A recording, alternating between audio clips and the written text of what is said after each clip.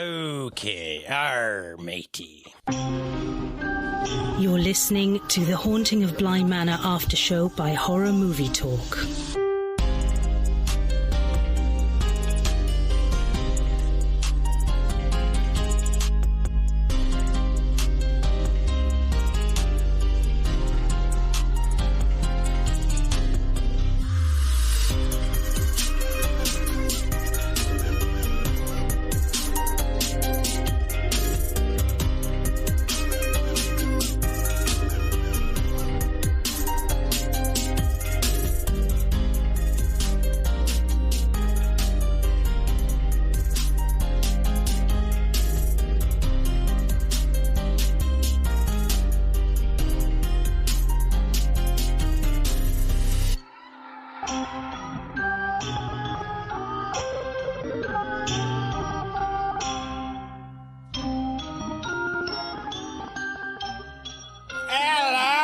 Welcome to Horror Movie Talk Special, The Haunting of Bly Manor After Show.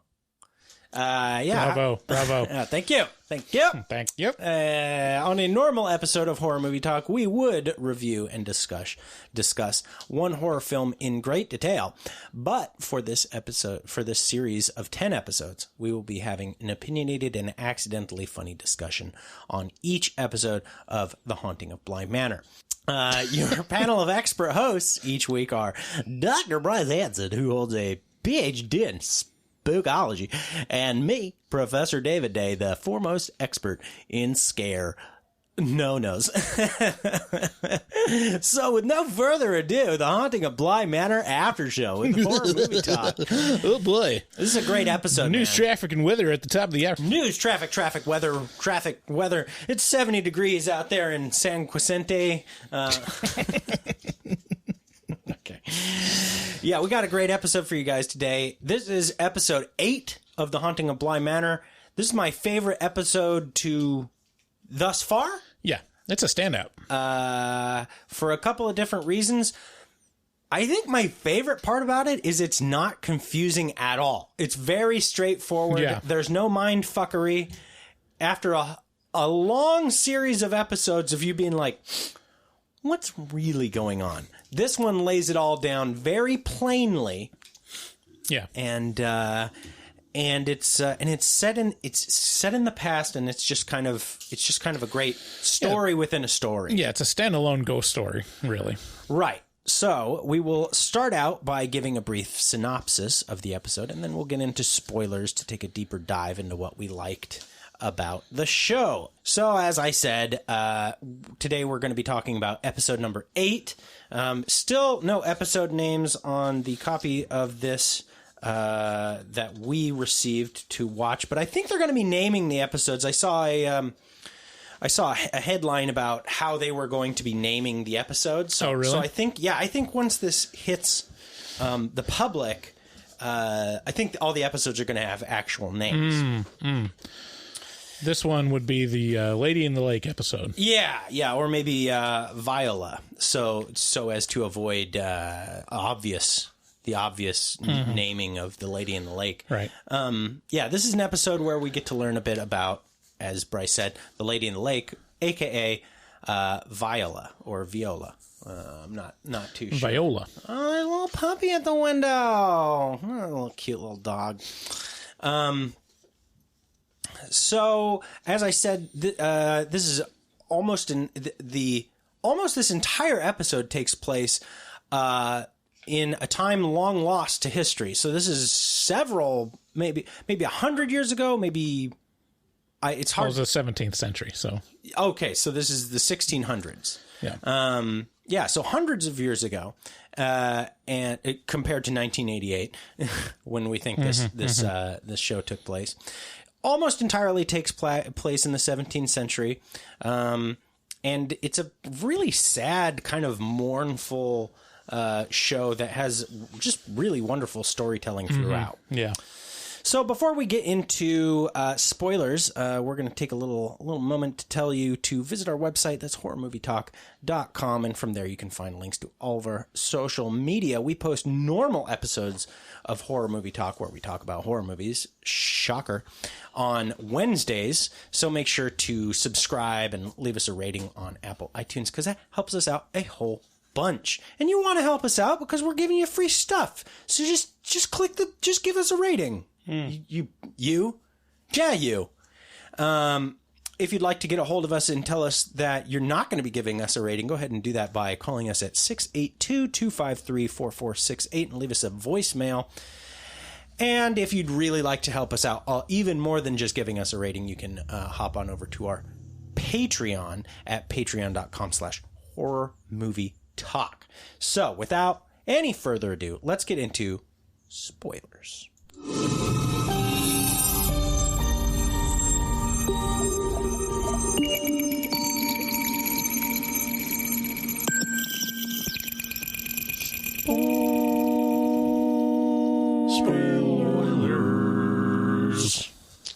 Got that foghorn going. Yeah. So we pick up. There's a little bit of a thing with The Haunting of Bly Manor. The episode after each episode picks up pretty much directly where the last episode left off. For the most part. And this one is no different. This one, if you recall, the way we ended episode 7 was Danny's got Flora and she's like, bitch, we gotta get out the house. And then they're running down the gravel drive and Flora's like, I don't know about this. I don't like the way this feels. I don't want to leave Miles. And Danny's like, nah, bitch, we gotta go. And so she grabs her by the wrist and boom, right then, that's the point where the Lady of the Lake grabs Danny by the throat, crushing her trachea and probably causing severe damage, maybe killing her entirely in one fell swoop, although probably not.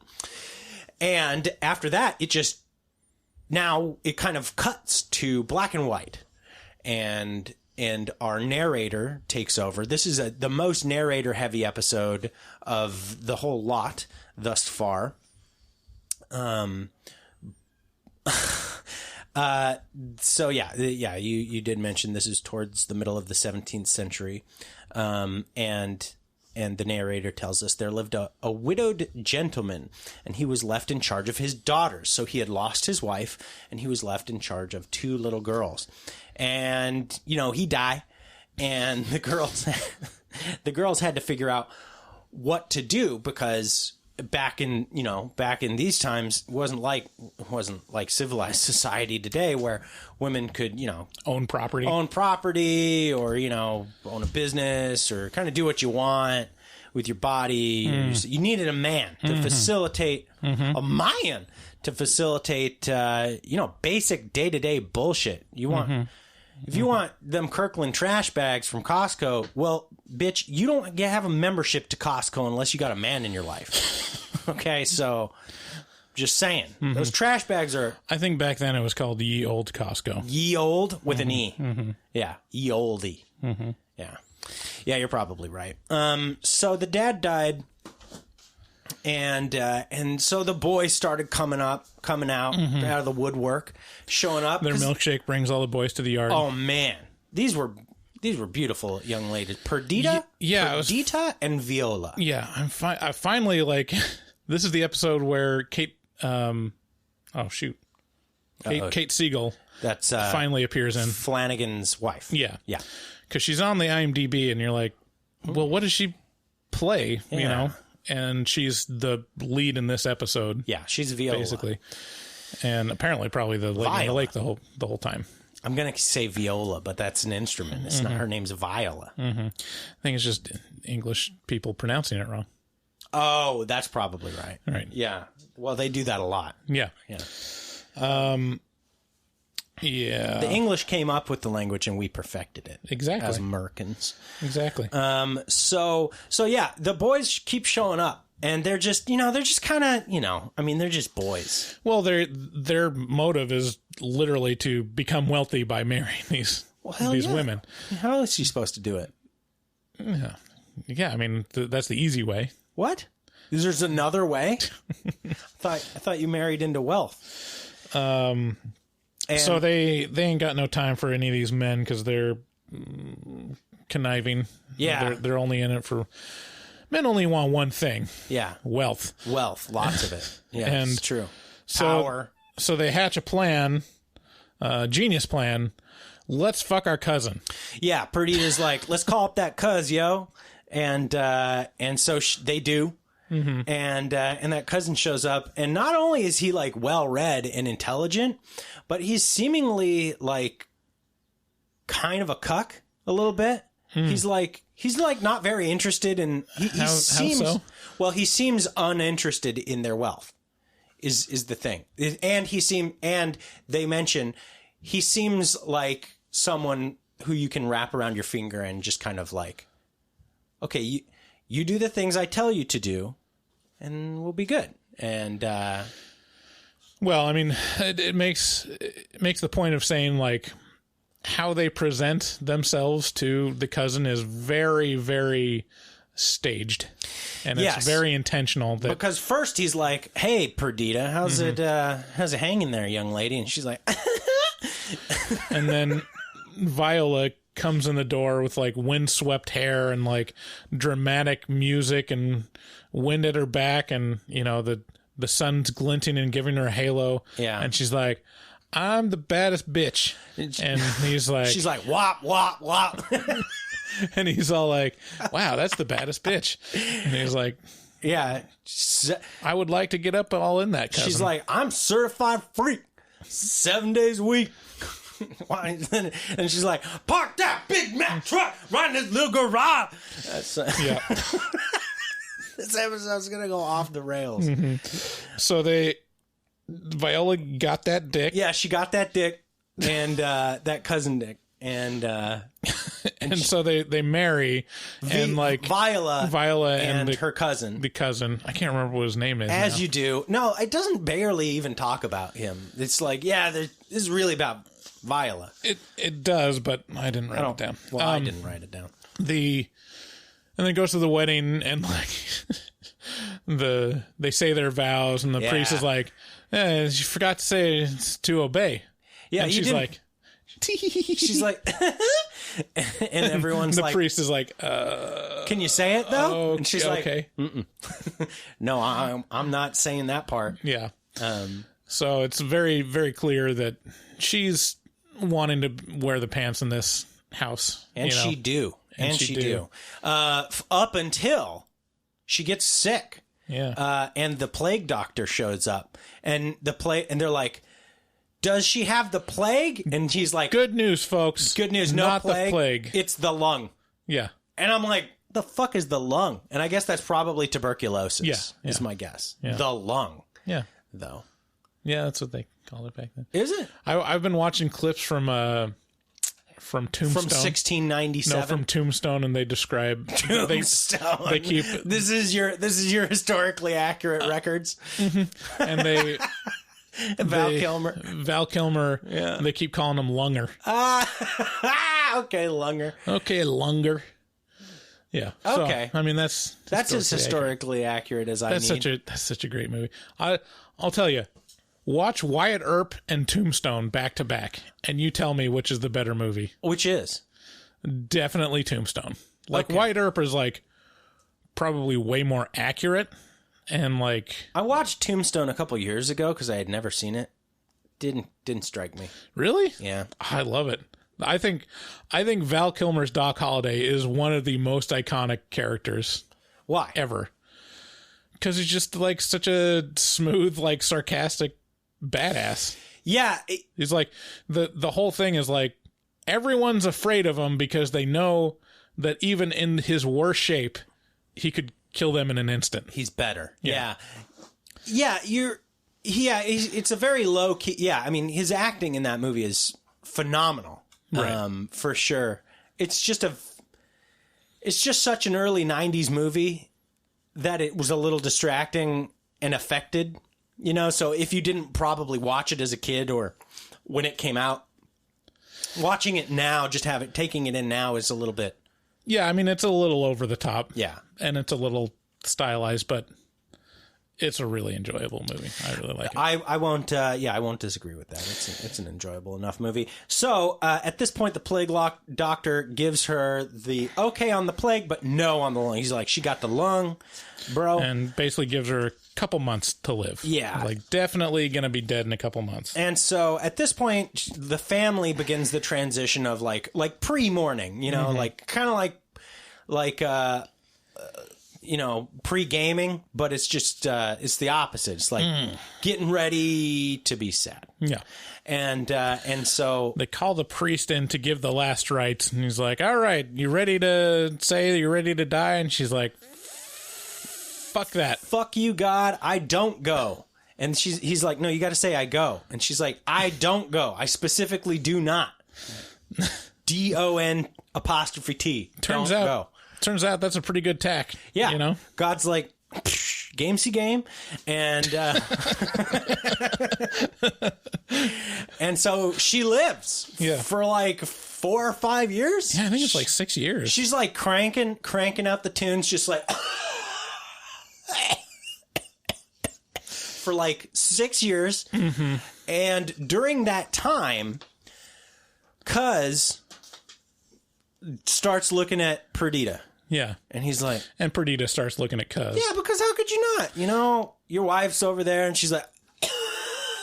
got the COVID. And... she got the Rona. Yeah, she got the Rona over here. And you can't, you know, play around in bed. They couldn't even share the same room. They split up their rooms. I mean, I get it that, yeah, they couldn't share a bed because TB is you know, catching. Like, you wouldn't want to breathe in any particles. Like, it's very much like Rona, right? But, I mean, can you get it from getting your dick sucked? It's a good question.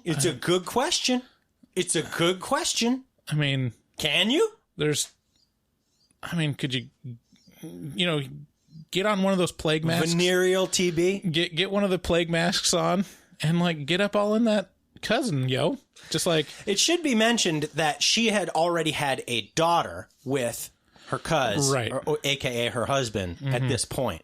So she's like, you know, so there are big stakes for her because remember how this started out was, hey, we got to protect the family fortune here. And when I say we're talking Viola and Perdita. You know, they're like, they're in a pact. You got to keep it in the fam. Keep it in the fam. That's why we're marrying and having sex with our cuz. So we're committed. We're pot committed to keeping it in the fam. Yeah. And so at this point, you know, cuz starts dancing with Perdita just to show it's pretty innocent, actually. It's like, let's have a good time. The 5-year-old wants to see how to dance. Let's show her how to dance. Yeah, and Viola acts very badly. It's kind of the same reaction that Peter gave when he saw Rebecca, you know, lick some batter off of Owen's spoon. Like, you sucking his batter? Yeah. Is that what you doing? Yeah, but... You getting all up in his batter? What other batter are you sucking off of Owen? And then... And then Viola's like, oh, you dancing? You dancing with my cousin? Yeah, but... How dare you? Well, I get it, though. Don't you get it? You want to dance in bed? Well, don't you get it, though? I mean, she's had 5 years to become fucking so angry at the life that she's now leading. Right. And then realizing, not only am I going to die and I'm going to leave my little kid behind, but my sister's probably going to get on that dick. Yeah, I mean, it's makes it very clear that over the course of this time, like, the relationship sours between the two sisters, and Viola becomes, like, very angry and rageful. And how could you not? I mean, this is the perfect setup. Like, be deathly ill with something that forces you to be far away from people for 6 years. And, yeah, don't go sour on life. Just keep it positive, you know? Be good. It's established throughout this episode that Viola really likes the nicer things, like really fancy gowns and jewelry and stuff. Yeah. And at some point towards the end of her life, she asks for all those things to be gathered up, all her gowns, all her jewelry, all her, like, you know, womanly stuff, and to be put in a big old trunk. Yeah. And she makes it very clear. She's like, look, whatever hubby, you do, look, cuz take this trunk, and leave it locked until our daughter comes of age, and then she gets to have all these fancy things. Yeah. This is my dying wish. Hopefully she gets a set as nice as these, Michael. And she can fill this fucking thing out, but either way, it's hers. Like, this is our daughter's. Boobs, boobies, tits, titties, tig old biddies, machines. So that is made very clear. And then Viola dies. Well, hang on here. Before Viola dies, there's a premise that's set up, which is Viola becomes spiteful and angry. Her relationship with Perdita sours, and over the course of that time, she is violent with Perdita on a semi-regular basis. She's like slapping her and like talking down to her and like, you don't have no ambitions, do you? And Perdita's like, no, it's like not like that. But over the course of that time, enough, you slap somebody in the face enough, they're gonna be like, fuck you. So Yeah. So that is that premise is set up of Perdita being like, this whole episode has the best writing in the series, I think. It does. It's great. It's fantastic because the narrator really takes part in it, and it's really like ghost story-ish. Yeah. And like the narration is so great, and the point at which Perdita's like, fuck you, because she's like, there was one word that kept coming to Perdita's mind over this, Yeah. What was it? this time, and Mesa said, you'd think it would be mercy, but it's not mercy. Yeah. It's enough. That's enough. And then it shows her just smothering Viola. Yeah. And murdering her, basically. Just all right, enough of this shit. Yeah. She just smothers her to death. She's like, okay, look, God's gonna respect your wishes, but it's great. You slap me in the face. It's great writing, because if you were to just show that, you'd be like, okay, it's a mercy. Yeah. Like, she just wants her transition to, she doesn't want her to be any pain anymore. It's like, no, it's just like, all right, enough of this shit. Yeah. We're tired of waiting. We're moving on now. And so, following Viola's death, Perdita marries her cuz, as you do.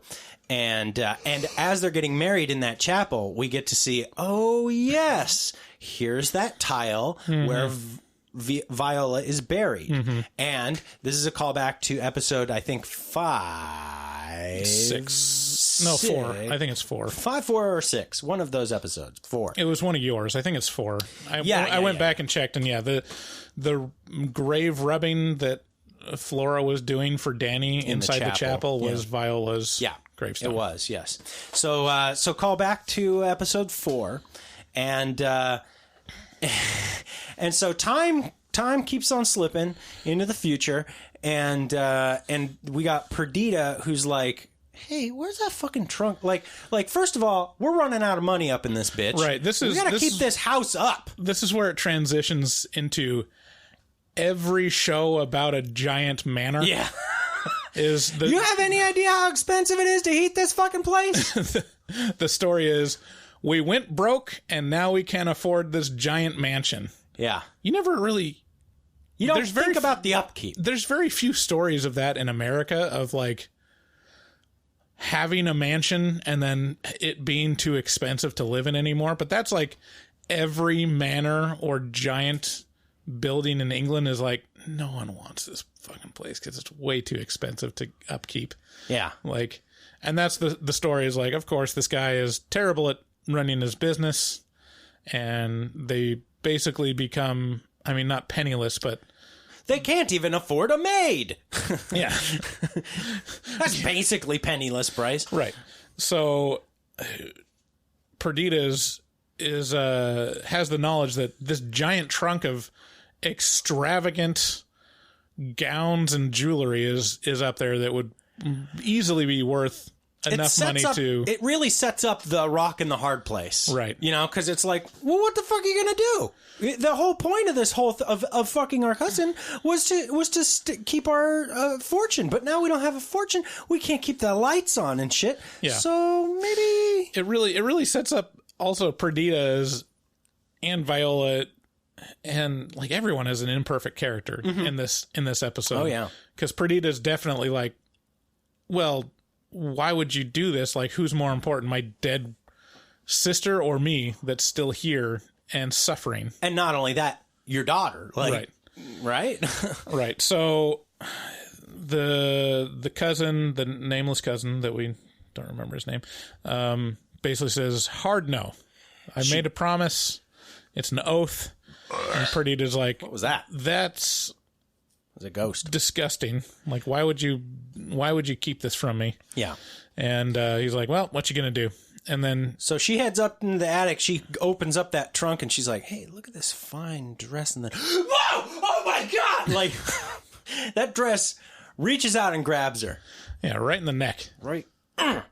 Yeah, that's probably the best jump scare in the show. Like, I watched this late at night and I was kind of like fading, and then that like jumped out and was like, holy shit. That's awesome. So yeah, it's not expected in the least. No. Yeah, that was.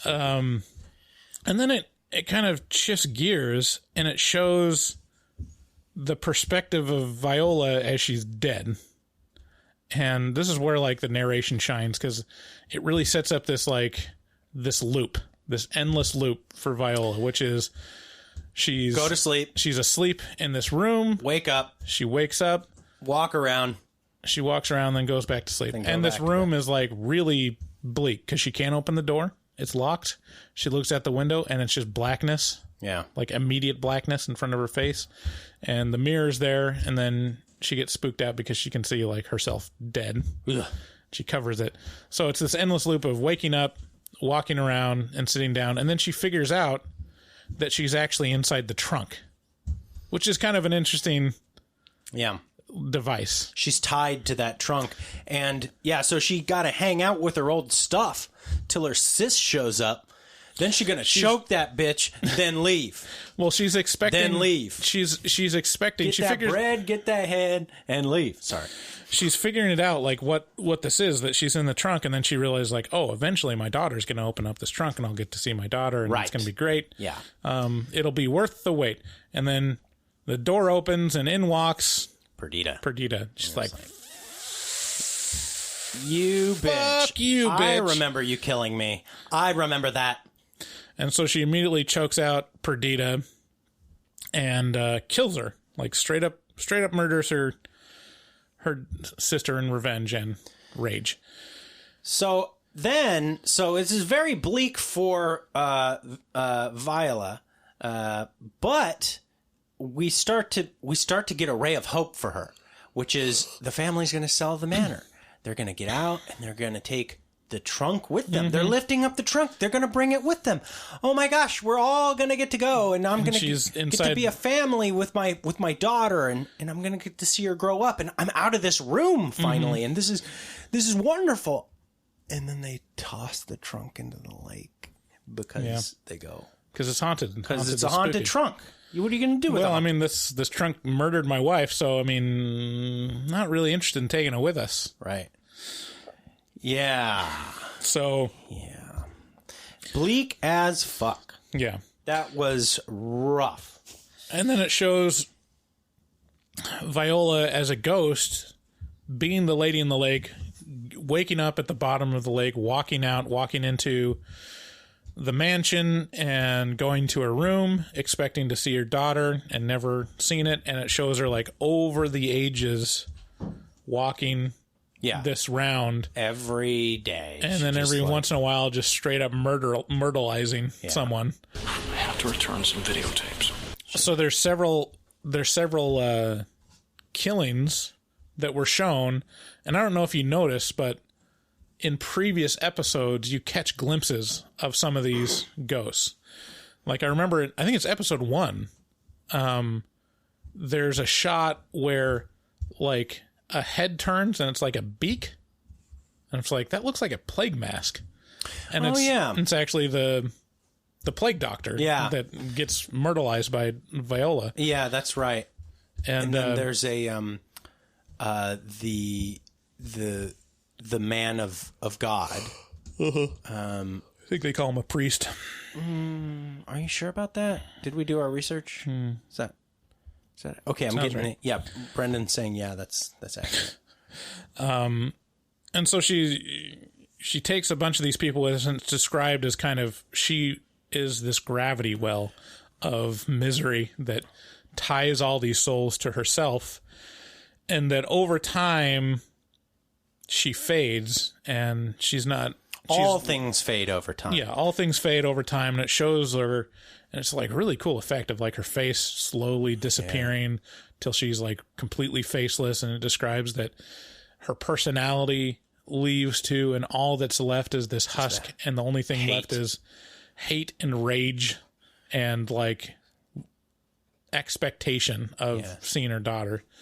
And that's like this horrible fate that she's in. And then as she kills these other people, they're stuck in a loop with her. Yeah, in this horrible well of sadness that is Bly Manor. It's like a hot spot for ghosts, you know. It's like the hangout. It's a vortex. Yeah. It's like the Oregon vortex. And then it hops back to basically the end of the last episode, which is the start of this episode as well. Danny getting choked out. Yeah. And dragged. So that's where this episode ends, is Danny getting fucking wrung by Viola, or the lady in the lake. Yeah, so that's the end of the episode 8. This was definitely one of my favorite episodes so far, mainly because it was so straightforward and because it was just a solid story within a story that now explains, oh, well, this is the real terror at Bly Manor is definitely Viola. And so, you know, it's definitely Strange women lying in ponds. Yeah. You don't stick around Bly Manor too long. So yeah, episode 8 I enjoyed a lot, and it sets up the stakes very nicely for episode 9, the last episode, because Danny's gonna get choked out.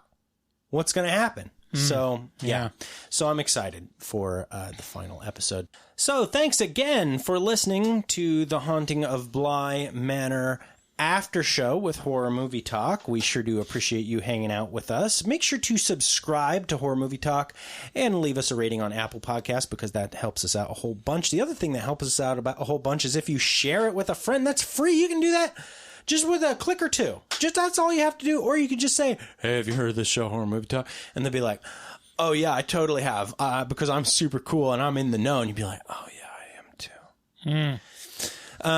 If you'd like to help out the show in a monetary way, you can do so by going to our website, horrormovietalk.com, clicking through the link at the top of the banner that says Amazon, and then everything you buy from Amazon after clicking that link, we get a little taste of that, and it adds no extra charge to your bill. It's just we get a little bit of a commission from that. Yep. Also, if you'd like to help us out, that same horrormovietalk.com website at the top of the page has another link that says become a patron, and if you do that, we have, you know, Patreon exclusive afterpod where we talk about our train wrecks of a life in 2020, and also, you know, we have some good times and talk about our opinions on various things. So those are direct ways to support the show. Special thanks to a couple special people. First of all, to Dustin Goebel, our resident artist. If you want to commission artwork from him, check him out at Instagram at dgoebel00. That's at DGOEBEL00 on Instagram. Also, special thanks to Max, who composed the intro. Yeah, that's maxwell.r.allen on Instagram. And Kitty for leaving us lovely angel voice. I mean, we could have done it ourselves. We could have the accents. Yeah, for sure. But we needed a woman's touch. Right. Is what it was. I always need a woman's touch. Call us at 682-253-4468 to leave us a voicemail, and we'll see you for the final episode of The Haunting at Bly Manor. I'm so excited. Oh my God.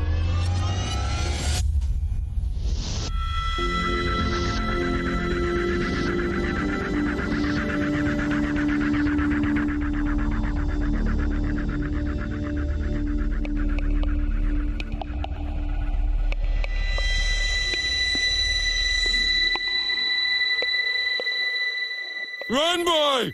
Run! Run for your